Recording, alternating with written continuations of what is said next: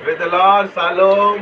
मैं son king apostle Vijay Kumar Jaganayak, lord's mercy and grace prayer house, Raipur Chhattisgarh से हम सब विश्वासी आप लोगों को प्रेज़ द लॉर्ड जय मसीह करते हैं। आज जो टॉपिक मेरा है वो है तुच्छ जानना या तुच्छ बात करना। तुच्छ मतलब जब हम बहुत अच्छी चीज किसी को देते हैं वो उसको पसंद नहीं करता और उसको अस्वीकार करता है, उसको बोलते हैं तुच्छ चीज हरकत करना या तुच्छ बात करना। तो सबसे पहले आप लोग लिख लीजिए कि कौन कौन वचनों को मैं लूंगा मैं उत्पत्ति अध्याय 9 पद संख्या 20 से 7, उत्पत्ति 25 अध्याय का 27 से 34, नीति वचन अध्याय 1 पद संख्या 7 से 30, नीति वचन अध्याय 11 पद संख्या 12, नीति वचन 12, 18, 8, नीति वचन 14, 2, 21, नीति वचन 15, 20, 32, नीति वचन 23, 9, 22, सबोध उपदेशक 9 का 16, श्रेष्ठ गीत अध्याय 8 का पद संख्या 7, यशाया 1 का 4, विलाप गीत अध्याय 1 पद संख्या 11 से 15, विलाप गीत अध्याय 4 पद संख्या 2, दानियल अध्याय 4 पद संख्या 35, दानियल अध्याय 4 पद संख्या 11, दानियल अध्याय 11 पद संख्या 21, अमोस अध्याय 2 पद संख्या 4 से 5 और एस्तर 1 से 17, दूसरा सैमुएल अध्याय 6 20 से 23। इन वचनों के अनुसार मैं बताऊंगा और बहुत सारे वचन हैं जो छूट गए होंगे, लेकिन हम ये मेन वचन देखेंगे कि कैसे जब पिता परमेश्वर मेरा भाई यीशु मसीह या कोई आदमी परमेश्वर के उपहारों का अपमान करता है तो उसके जीवन में क्या होता है, या मनुष्यों का जो अच्छा होता है तो क्या होता है उसका परिणाम आप देखेंगे। सबसे पहले मैं पढ़ूंगा उत्पत्ति अध्याय 9 पद संख्या 20 से 27 तक। यहाँ पे जल प्रलय के बाद नूह और उसका परिवार एक साथ खेती किसानी करने लगा। यहाँ स्पष्ट तुच्छ नहीं कहा गया, लेकिन जो हरकत है उस हरकत को देखेंगे तो हमें तुच्छता का प्रतीक होगा। इसलिए मैं इसे चालू कर रहा हूँ कि उत्पत्ति पहली किताब है जिसमें इस प्रकार का हरकत के बारे में हम सुनेंगे और पढ़ेंगे। क्या होता है देखिए, नूह किसानी करने लगा, उसने दाख की बारी लगाई और वह दाख मधु पीकर मतवाला हुआ और अपने तंबू के भीतर नंगा हो गया। तब कनान के पिता हाम ने अपने पिता को नंगा देखा और बाहर जाकर अपने दोनों भाइयों को बतला दिया। उसका बाप नंगा था और उसने ये बात दोनों भाइयों को बता दी। तो ये ठीक है क्या कि आपका बाप नंगा है तो किसी को बताओगे? ये तुच्छता का कार्य हो गया। तब सेम और यफेत दोनों ने कपड़ा लेकर अपने कंधों पर रखा और पीछे की ओर उल्टा चलकर अपने पिता के नंगे तन को ढांपा और वे अपना मुख पीछे किए थे, इसलिए उन्होंने अपने पिता को नंगा न देखा। देखिए, अपने एक नंगा मतलब अपने पिता का अपमान करना भी करते हैं। क्या हम अपने बाल बच्चे अपने माता पिता को नंगा देख सकते हैं? नहीं देख सकते। ये शर्म की बात है और तुच्छता की बात है। कोई ऐसा करता है उसको तुच्छ हरकत में गिना जाएगा। इसीलिए उन्होंने उल्टा भी नहीं देखा भी नहीं और वो नहीं देख पाए। जब नूह का नशा उतर गया तब उसने जान लिया कि उसके छोटे पुत्र ने उसके साथ क्या किया था। जब उसका नशा उतरा तो उसको पता चल गया कि उसके दो छोटे बेटे ने क्या किया। देखिए, जब आप तुच्छता का हरकत करते हैं, सुनिए इधर ध्यान से, नहीं आ रहेगा थोड़ा इधर से। जब आप दिख रहे क्या भैया? देख लो, मिलाओ। जब आप तुच्छता का हरकत करते हैं तो क्या होता है? जब आप तुच्छता का हरकत करते हैं, जब आप तुच्छता का हरकत करते हैं तो क्या होता है? जो पिता आपको आशीष देता है वही पिता आपको क्या दे सकता है? श्राप। नूह तीनों बच्चों का पिता है, लेकिन एक छोटे बच्चे ने उसके नंगाई को लेकर तुच्छता किया और दोनों ने ढांपा। तो उसने क्या किया? इसलिए उसने कहा कनान शापित हो, वो अपने भाई बंधुओं के दासों का भी दास हो जाए। क्या बोला? कनान शापित हो और अपने दासों का भी दास हो जाए। अगर आप अपने पिता का अगर आप अपने पिता का तुच्छता करोगे, उसके बातों को नहीं मानोगे, उसके बातों को तुच्छ जानोगे, तो हमारा पिता परमेश्वर सर्वशक्तिमान है और हमारा भाई यीशु मसीह, अगर हम उसकी बातों को नहीं मानेंगे तो हमारे जीवन में साफ भी आ जाएगा और क्या होगा, हम अपने दासों के भी दास बन जाएंगे। हम अपने दासों के भी दास बन जाएंगे। कितना बुरी बात है। फिर उसने क्या कहा, सेम का परमेश्वर यहोवा धन्य है और कान सेम का दास हो। सेम उसका बड़ा भाई है कान का, कनान का, जिसने अपने पिता को नंगा जाकर दोनों को बताया, उसका परमेश्वर धन्य है और कनान जो है वो सेम का दास हो जाएगा, भाई भाई का दास हो गया। परमेश्वर यफेत के वंश को फैलाएगा, दूसरे भाई को वंश को फैला रहा है और वह सेम के तंदू में बसे और कनान उसका दास हो जाए। दोनों भाई मिलकर रहेंगे, लेकिन जिस भाई ने नंगाई को उजागर किया था वो सबका दास हो जाएगा। ऐसी दशा हो जाएगी अगर आप परमेश्वर पिता के वचनों को नहीं मानेंगे, उसको तुच्छ जानेंगे। आज सुबह से ही इस टाइप का हरकत हो रहा है, इसलिए मैंने प्रभु भोज कैंसिल कर दिया। चर्च का क्या टाइम है, 11 बजे। सब घर में थे ना, सब छुट्टी लेके। अब राजा बैठा हुआ है, सर्वशक्तिमान परमेश्वर बैठा हुआ है और आप लोग आ रहे हैं आराम से। अगर एक पुलिस वाला हवलदार बढ़ जाए तो सबको पसीना छूट जाता है, आधा घंटा पहले जाओगे। सच है कि झूठ है? तो आप सबने क्या जाना, परमेश्वर को तुच्छ जाना। घर में देना सब, कहीं जा तो नहीं रहते। आप भी क्यों लेट आए? हाँ? तो चर्च का मतलब क्या होता है? हम चर्च क्यों आते हैं? एक दूसरे का चेहरा देखने नहीं आते। यहाँ सर्वशक्तिमान पिता परमेश्वर आते हैं और उसकी स्तुति आराधना दिल से करना। आज जितने भी गाने गाए, प्रेम कुमारी जी को मालूम है क्यों गाए, कैसे गाए। कोई इसमें आराधना में वो नहीं था, बल नहीं था। वो क्यों नहीं था वो कुछ जानेगी, मैं नहीं बोलूंगा। तो इस प्रकार होता है, जब पिता परमेश्वर की आज्ञा को नहीं मानते तो जीवन में साफ आ जाता है, पाप आ जाता है और हम अपने भाइयों के भी दास बन जाते हैं। अब देखेंगे उत्पत्ति अध्याय 25 पद संख्या 27 से 34 में क्या हुआ। इसमें फिर वही बात हो गई, एसाव और याकूब की कहानी है। एसाव जो है याकूब का बड़ा बेटा है और एसाव और याकूब दोनों भाई भाई हैं और इसहाक के दोनों बच्चे हैं। और एसाव शिकार करने गया और उसको बहुत भूख लगा। फिर देखिए क्या लिखा है, फिर वे लड़के बढ़ने लगे। एसाव तो वनवासी होकर चतुर शिकार खेलने वाला हो गया। वह याकूब सीधा मनुष्य था और तंबू में रहा करता था। इसहाक एसाव के अहर का मांस खाया करता था। उसी का तो वापस, इसलिए वह उससे प्रीति रखता था, पर रिकबा याकूब से प्रीति रखती थी। पूरा मोड़ लो ऐसे। एक दिन याकूब ने भोजन के लिए दाल पका रहा था और एसाव जंगल से थका हुआ आया। वह एसाव ने याकूब से कहा, वह जो लाल वस्तु है उसी लाल वस्तु से मुझे कुछ खिला, क्योंकि मैं थका हूँ। इस कारण उसका नाम यदोम भी पड़ा। याकूब ने कहा, अपना पहलौठे का अधिकार आज मेरे हाथों में भेज दे। क्या बोला? पहलौठे का अधिकार मेरे हाथ में भेज दे। इजरायलियों में पहलौठे का अधिकार क्या होता था? जो पहला बच्चा होता था उसको माँ बाप की संपत्ति में दूना अधिकार मिलता था और उसको बहुत ज्यादा महत्व दिया जाता था। सबको उसके बाद के बच्चों को सिंगल हिस्सा, लेकिन पहले बेटों को दुगना हिस्सा, क्योंकि वो उनका पौरुष का पहला फल होता था, पहलौठा। इसलिए बोलते हैं पहला बच्चा। पहला बच्चा जो भी हर खानदान में प्यारा होता है, उसके बाद जो बच्चे आते हैं उनका प्यार कम होता है कि नहीं? तो वैसी पहलौठा बच्चों को इजरायली में मान्यता थी है कि उसको दुगना भाग देना है। तो ऐसा याकूब क्या बोल रहा है?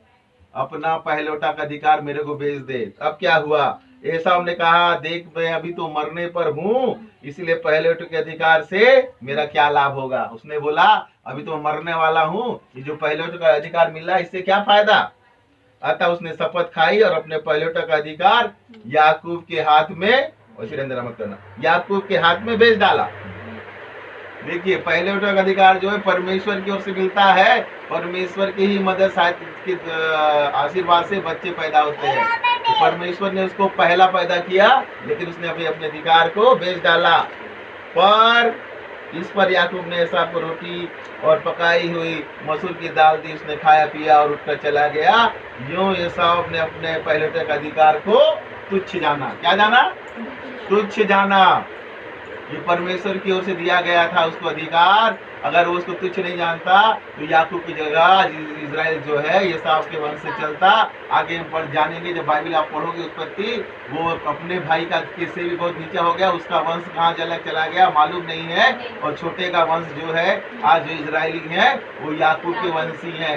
आप पढ़ेंगे तो पता चल जाएगा। ये होता है जब हम पिता परमेश्वर के दिए हुए दानों वरदानों का अपमान करते हैं तो हमारी तो दुर्गति होती ही है, हमारे संतानों की भी दुर्गति हो जाती है।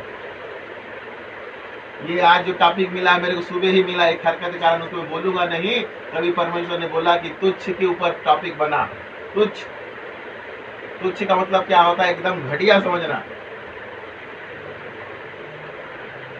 अब आप देखेंगे बीच करूंगा रानी एस्तर की किताब में आप निकालो अध्याय 1 का 17 वचन, किसी को मिले तो पढ़ो। एस्तर अगर निकाल सकते हैं तो एस्तर की किताब अध्याय, यहाँ रानी एस्तर के बारे में बताया गया है। उससे पहले मिले तो दूसरा सैमुएल आ जाएगा, उसमें राजा दाऊद को पढ़ो। दूसरा सैमुएल अध्याय 6 पद संख्या 20 से 23। दूसरा सैमुएल निकालो, दूसरा सैमुएल 1 का 17 आप निकालो, बाद में पढ़ना। और दूसरा सैमुएल 6 अध्याय 20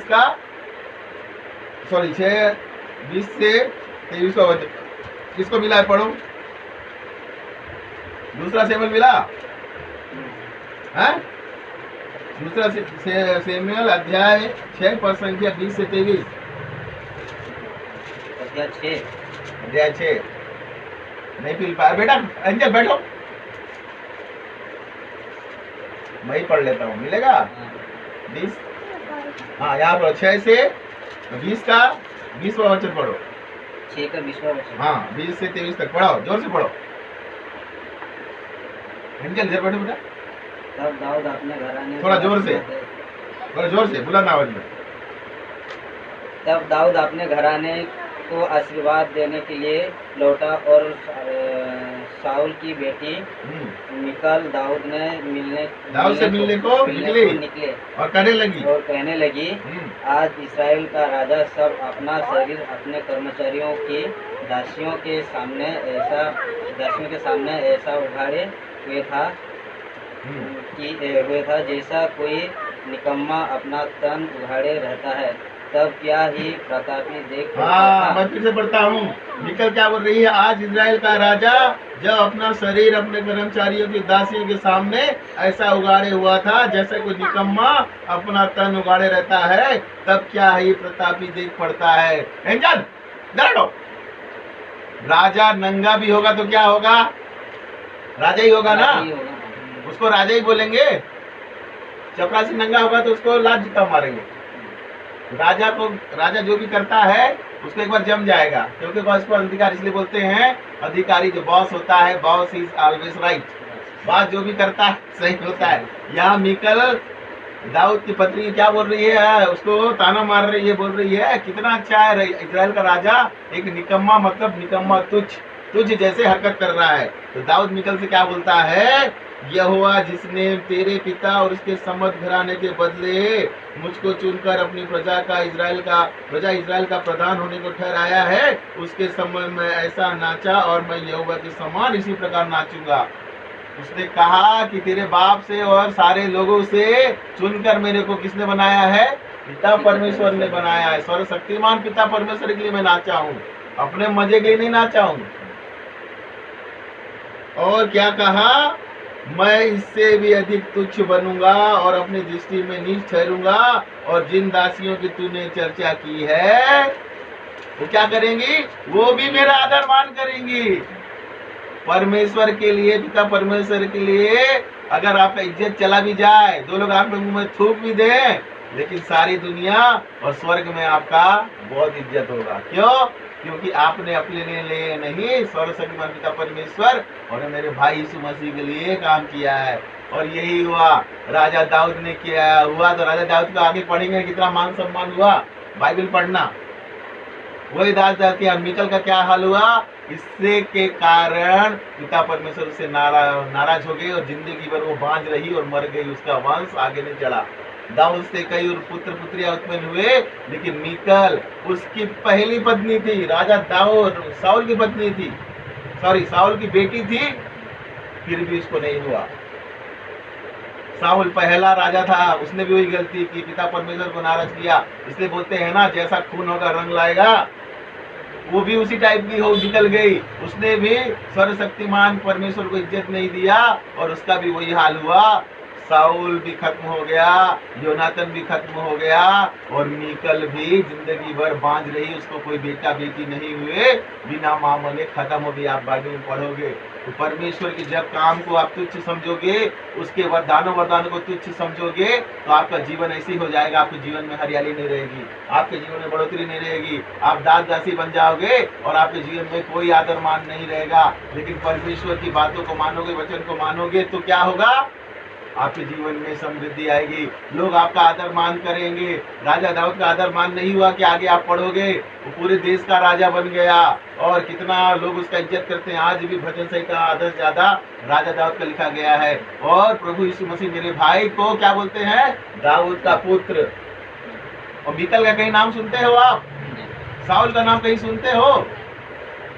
सिर्फ वो बताने के लिए लिखा गया है, ये होता है। इसीलिए पिता परमेश्वर के दानों वरदानों को कभी तुच्छ मत समझो। अगर आपको कोई दान वरदान मिला है, उसको सम्मान करो, उसकी बढ़ोतरी करो। अगर संभाल नहीं सकते तो जो आपका अगुआ है उससे पूछो, उसको कैसे संभालना है। इसीलिए उसके दानों वरदानों को तुच्छ मत समझो। अब एस्तर की किताब से पढ़ो, अध्याय 1 पद संख्या 17 में क्या लिखा हुआ है?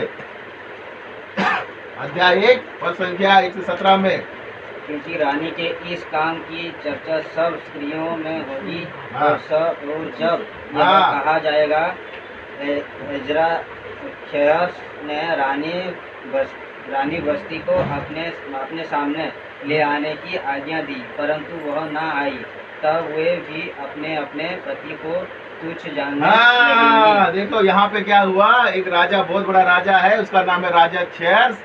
उसने अपनी पत्नी को बोला कि तू मेरी जो एक भोज दिया बड़ा, और बोला कि तू आ जा, क्योंकि रानी बहुत सुंदर थी और वो दिखाना चाहता था कि मेरी रानी कितनी सुंदर है और हमारी जोड़ी कितनी अच्छी है।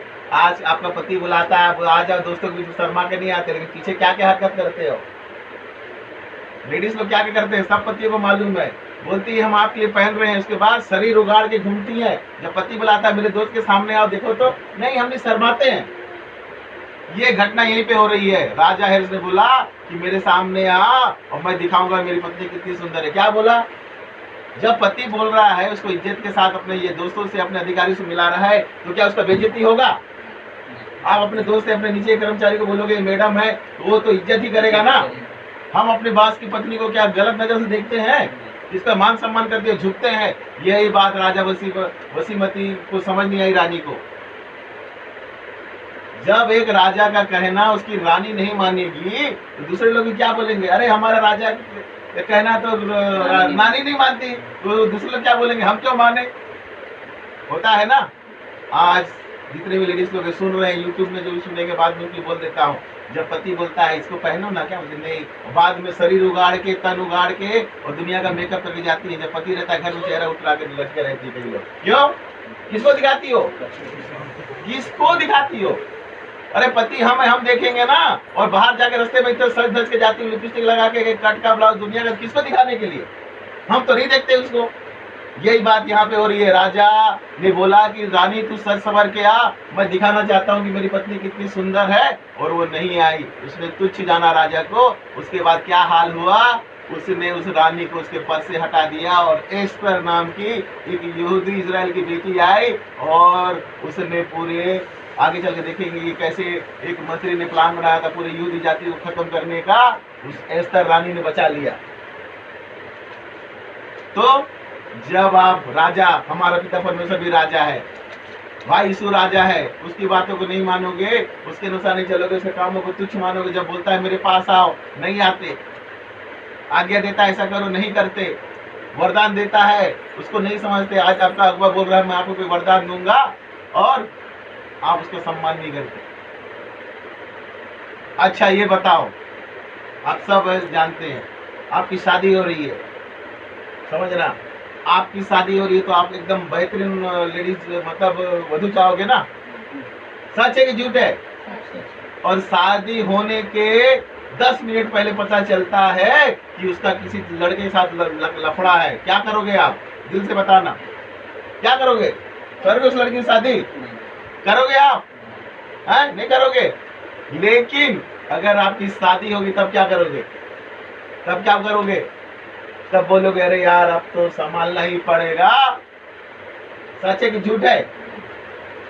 लेकिन वैसे ही जब पिता परमेश्वर दान वरदान देता है, अगर 1 सेकंड पहले भी आपने अपना नंगाई दिखा दिया वो वापस ले लेगा, लेकिन अगर दे दिया उसके बाद तुम्हारी नंगाई दिखी तो तुमको सुधारेगा, पाप क्षमा करेगा। सच है कि झूठ है? आप तो फेरा ले लिए 7 बजे, पता चला अरे इसका तो चक्कर है, था या है, तो कैसे करोगे? छोड़ोगे उस समय? नहीं छोड़ोगे, उसको लेके आओगे। वैसी प्रभु राज में नियम है, उसके दानों वरदानों को आप हासिल कर लिए और अगर कहीं पाप में गुरु गिर गए तो पिता परमेश्वर आपको उठाएगा। लेकिन पहले पता चल गया ये तो सुधरा नहीं है तो नहीं देगा। कल क्या बोला था? क्या क्या गुण बताया था? है उसमें क्या था? समय हो, निर्दोष हो, गाली गलौज देने वाले ना हो, बहुत सारे गुण बताया था ना। और एक भी गुण प्रकट हो गए तो उसको देंगे? हाँ?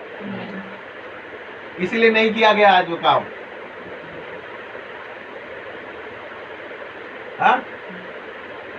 मेरे को गाना गाने का बहुत शौक है, मैं सुबह से गाना गा रहा था। पहले मैंने यीशु भाई के गाने को गाया, फिर उसका क्या है वो राग समझ नहीं आया। तो जब हम देखो हम है पापी मनुष्य, पहले हम फिल्मी गाना बहुत सुनते थे, अभी आप फिल्मी गाना सुनोगे फट से गा लोगे, भजन कीर्तन अभी नहीं गा पाओगे आप। है? अरे गाना तो वो भी है, लेकिन ये गाना क्यों? क्योंकि जब से हम पाप के जीवन में थे, जैसी आंखें खुली हमने वही गाना सुने। हम उसका सुर को 99% पकड़ सकते हैं, 1-2% नहीं पकड़ सकते। सच है कि नहीं? मैंने गाना गाया, मधु को कितना अच्छा लगा, बोली भैया आपका, और वो स्टार वाला ही बोल रहा है कि 99% किसी में A+ किसी में दे रहा है। लेकिन जब मैं मसीह के गीतों गया मेरा राग ही समझ नहीं आ रहा है। क्यों? उसको सुनना बंद कर दिया। अब कहाँ सुने? आधी उम्र में तो सुन रहे हैं। और मेरे सब पुण्यों की रानी आप भी गालोगे, भी सब गालेंगे। क्यों? कब से सुन रहे हैं? ये होता है। हा? तो जब पिता परमेश्वर को भाई यीशु मसीह पता चलता है मैं तो इसको मुकुट देने वाला था, लेकिन इसके जीवन में गंदगी है, तो वो मुकुट को क्या करता है? वापस देगा वो, लेकिन फिर आपको पाक साफ हो जाना पड़ेगा। जैसे शादी से पहले अगर फेरा लेने से पहले भी पता चल गया इसका चक्कर था तो आप फेरा नहीं लोगे, लेकिन जब 7 फेरे हो जाते हैं तब क्या बोलते हैं? अरे यार अब तो झेलना ही पड़ेगा, क्योंकि उसका इज्जत आपका इज्जत बन गया है। वैसे पिता परमेश्वर के साथ है। अगर उसको नहीं पता चला तो ठीक है, जैसे किसी दास को नहीं पता चला कि आपका हरकत क्या है, उसने आपको हाथ रख के अभिषेक दे दिया, वो अभिषेक तो आपके ऊपर आ गया, वो वापस नहीं ले सकता। इसीलिए कभी भी देखना पास्टर गुरु लोग ऐसे हाथ नहीं रखते, आप देख लेना, ऐसे हाथ नहीं रखते। ये हाथ रख दिए मतलब वो पिता परमेश्वर की ओर से होता है, वो अभिषेक पूरा आपके ऊपर आ जाएगा। कभी भी बोलना, आप चेक करना है तो पूछ लेना, पास्टर साहब मैंने उस सीट पे हाथ रखो, वो नहीं रखेगा, और रखेगा ही नहीं, बोलेगा नहीं ठीक है यहीं से करूंगा। पूछना क्यों? तो अभी अगर बताने वाला होगा तो बताएगा कि ये हाथ जो है हमारा अभिषेक हाथ है, इससे अभिषेक किया जाता है। वो नहीं करेगा आपको, क्योंकि उसको मालूम नहीं कि आपके जीवन में क्या चल रहा है। और जो आपको जानेगा, अच्छे से जानता है, वही रखेगा। नहीं तो आप ट्राई कर लेना, कहीं भी जा बोलना पास्टर साहब मेरे सिर पे हाथ रख के करो, प्रार्थना नहीं करेगा। कई लोग तो हाथ भी नहीं मिलाते, क्योंकि दुष्ट आत्मा भी शरीर में रहती है, उसको दुष्ट आत्मा आपके अंदर आ जाएगा। तो बहुत सावधानी से रहना पड़ता है। जो पास्टर प्रचारक बने हैं, जो जिनको अभिषेक मिला है, उनको अपना अभिषेक को संभालना पड़ता है। इसलिए हर किसी को के ऊपर हाथ नहीं रखते, हर किसी से हाथ नहीं मिलाते, क्योंकि कोई दुष्ट आत्मा वाला जादू टोना वाला भी आ जाएगा, वो पूरा खींच लेगा उसको, या उसको जबरदस्ती संघर्ष करना पड़ेगा। जब एक लेवल में ऊपर जाओगे तो आपको भी पता लगने लगेगा कि क्या है, क्या कौन दुष्ट है, कौन क्या है, आपको पूरा बता देगा। तो ये मेन पॉइंट इसलिए बताए, बहुत महत्वपूर्ण घटना है। एसाव ने अपने पहले को अधिकार को बेच दिया। दूसरा, सेमुएल के राजा दाऊद की जो पहली पत्नी थी मिकल ने पिता परमेश्वर के लिए जो नाचा गाया तो उसका अपमान किया, तो उसको जिंदगी भर बच्चा नहीं हुआ। और जो रानी वसमती थी, अपने पति जो राजा उसको कहना नहीं माना, तो उसको राजपद से हाथ धोना पड़ा। तो जैसे आप भी ऐसी हरकत करोगे तो आपको भी हाथ धोना पड़ सकता है। अभी देखो सबोपदेशक 9 का 16, सबोपदेश की किताब 9 का 16 में देखो क्या लिखा है।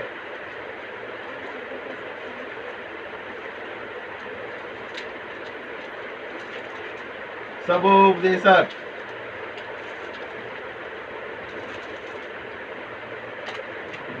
मिला, पढ़ो 9 का 16। तब मैंने कहा, यद्यपि दरिद्र की बुद्धि तुच्छ समझी जाती है और उसका वचन कोई नहीं सुनता, तो भी पराक्रम से बुद्धि उत्तम है। हाँ देखो, गरीब आदमी की बात को कोई नहीं सुनता है भाई, हैं? गरीब आदमी की बातों को कोई नहीं सुनता, बोलेगा अरे तू क्या बताएगा, और बुद्धि पराक्रम से उत्तम है। क्यों? अरे आपके पास कितनी भी ताकत होगी, शत्रु को नहीं जानोगे, शत्रु की चाल को नहीं जानोगे तो मर जाओगे ना। सच है कि झूठ है? आपके पास बहुत ताकत है, लेकिन आपको मालूम ही नहीं है किसका सामना करना है और क्या करना है, तो क्या होगा आपको? खत्म हो जाओगे आप। इसलिए यहाँ बोला कि बुद्धि जो है वो सब चीजों से अच्छी है। आप देख पढ़ोगे श्रेष्ठ गीत अध्याय 8 पद संख्या 7। श्रेष्ठ गीत अध्याय 8 पद संख्या 7 में क्या लिखा है, मैं पढ़ देता हूँ। पानी के बाढ़ से भी प्रेम नहीं बुझ सकता और ना महानंदों से डूब सकता है। यदि कोई अपने घर की सारी संपत्ति प्रेम के बदले दे तो भी वह अत्यंत तुच्छ ठहरेगी। प्रेम से बढ़कर कुछ नहीं है। जिस घर में, जिस पति पत्नी में, जिस परिवार में जो अपने पिता परमेश्वर को प्यार नहीं करता, मेरे भाई इसी को प्यार नहीं करता, कोई मतलब नहीं। आप अपनी पूरी संपत्ति भी उसको दे दोगे ना प्रेम के लिए, जो आपको प्रेम करता है, वो भी तुच्छ है, मतलब कुछ नहीं है उसके सामने। तो इसलिए बोला गया ना, पिता परमेश्वर को सारे तन मन धन से प्यार करो और प्रेम ही परमेश्वर है। इसीलिए प्रेम के लिए अगर आप कुछ करते हो तो उसके लिए कुड़कड़ाओ मत, उसके लिए वो मत करो। अब देखो विलाप गीत पढ़ो, अध्याय आगे ही पढ़ेंगे, विलाप गीत अध्याय 1 पद संख्या 11 से 15, या यशाया पढ़ लो, यशाया 1 का 4, उसके बाद है यशाया 1 का 4, मैं ही पढ़ लेता हूँ। हाय यह जाति कैसी पाप से भरी है, यह समाज अधर्म से कैसा लदा हुआ है, इस वंश के लोग कैसे कुकर्मी हैं, ये बाल बच्चे कैसे बिगड़े हुए हैं। इन्होंने यहोवा को छोड़ दिया और उन्होंने इजराइल के पवित्र को तुच्छ जाना, वे पराये बनकर दूर हो गए। जब हम पिता परमेश्वर को जब हम, हमारा पिता परमेश्वर कौन है? सर्वशक्तिमान परमेश्वर। जब हम तुच्छ जानते हैं और दूसरे पराये देवता के पीछे जाते हैं तो हम गलत करते हैं, हम अधर्म और पाप में गिर जाते हैं। अब आपने पिता परमेश्वर यीशु मसीह भाई को स्वीकार किया है, इसको छोड़कर आपको वापस नहीं जाना है, नहीं तो पिता परमेश्वर क्रोधित हो जाएगा। जीवन में जो घटना है जो आप छोड़ दी थी, उससे भी भयंकर परिस्थितियां आपके सामने आएंगी और आप इसको संभाल नहीं पाओगे। फिर मत बोलना कि क्यों, कैसा हुआ। हम निकालेंगे विलाप गीत अध्याय 1 पद संख्या 11 से 15। उसके सब निवासी कराते हुए भोजन वस्तु ढूंढ रहे हैं, उन्होंने अपना प्राण बचाने के लिए अपनी मनमानी वस्तु बेचकर भोजन मोल लिया। हे यहोवा दृष्टि कर और ध्यान से देख, क्योंकि मैं तुच्छ हो गई हूँ। देखिए, जब हम परमेश्वर से दूर होते हैं तो हम क्या घटी होती है। हमारे घर में धन नहीं रहता, हमारे घर में खाना नहीं रहता, मान सम्मानित और हमारा इज्जत एकदम, तो कुत्ता भी हमारा इज्जत नहीं करता। लेकिन अगर पिता परमेश्वर और भाई यीशु मसीह के प्यार में रहोगे तो क्या बोलेंगे? अरे वो बहुत अच्छा इंसान है, बहुत अच्छा, और आपके घर में किसी भी भली वस्तु की घटी नहीं होगी। 15 वचन क्या लिखा? यहोवा ने मेरे सब पराक्रमी पुरुषों को तुच्छ जाना, उसने नियत पर्व का प्रचार करके लोगों को मेरे लिए बुलाया कि मेरे जवानों को पीस डाले। यहूदा की कुमारी कन्या को यहोवा ने मानो कोलू में पैरा है। अगर परमेश्वर से आप पंगा लोगे, परमेश्वर से लोगे तो क्या करेगा? आपके जितने भी है ना, जिनके ऊपर भरोसा रखते हो, सबका वो दुर्गति करेगा। परमेश्वर के सामने आप टिक सकते हो? आज देखो बड़े बड़े लोग बोल रहे थे, अरे हमारा वो मंत्री पहचान वाला है, अरे हमारा वो पहचान वाला है, पैसा है हमारे पास। आज कोरोना बीमारी हुआ तो बच पाए क्या? बेड भी नहीं मिल पाया, ऑक्सीजन भी नहीं। अरे मंत्री भर्ती भी करा दिया, प्राणवायु तो चला गया। बहुत भरोसा था उनको कि हमारा, कई लोग जो हैं मेंबर हैं, इसके बड़े बड़े बड़े बड़े हॉस्पिटलों के मेंबर हैं। MMI दुनिया भर के उनका मेंबरशिप रहता है। कुछ भी होता है तो पहले उनको प्राथमिकता भर्ती कराते हैं। क्या हुआ, चले गए गड्ढे में। आगे हम देखेंगे इसी में विलाप गीत अध्याय 4 पद संख्या 2 में, सियोन के उत्तम पुत्र जो कुंदन के तुल्य थे, वे कुम्हार के बनाए हुए मिट्टी के घड़ों के समान कैसे तुच्छ चुने गए। सियोन के पुत्र मतलब परमेश्वर के पुत्र। हम लोग जो पिता परमेश्वर को बताया ना, हम लोग कौन है, हम लोग पिता परमेश्वर के बेटे बेटियां हैं, राजा रानी हैं। लेकिन जब हम अपने परमेश्वर से दूर हो जाते हैं, उससे भागते हैं, तब हमारा कोई क्या रहता है, कोई गति नहीं रहता। जैसे आप लोग जाने होगा, किसी का अगर कोई सेठ है, उसका एक जानते हो कोई सेठ तो कि घर से उसका लड़का निकल जाता है, उसका कोई इज्जत होता है। जब उसके साथ रहता है तो सेठ के नाम से उसको क्या कहने मिलता, अरे वो सेठ का लड़का है, उसको पैसा दे दो। कौन देगा, बाप देगा। आप लोग जो सेठ वाले हो अच्छे से जानते हो, अरे वो फलाना सेठ का आया भैया दे दे, वो बाद में उसके बाप से निपट लेंगे। लेकिन जब उसको बाप घर से निकाल देता तब क्या होता है, भाया तेरे को तो निकाल दिया, अब नहीं होगा। सच है कि झूठ है। तो जब हम पिता परमेश्वर सर्वशक्तिमान के बेटा बेटी हैं,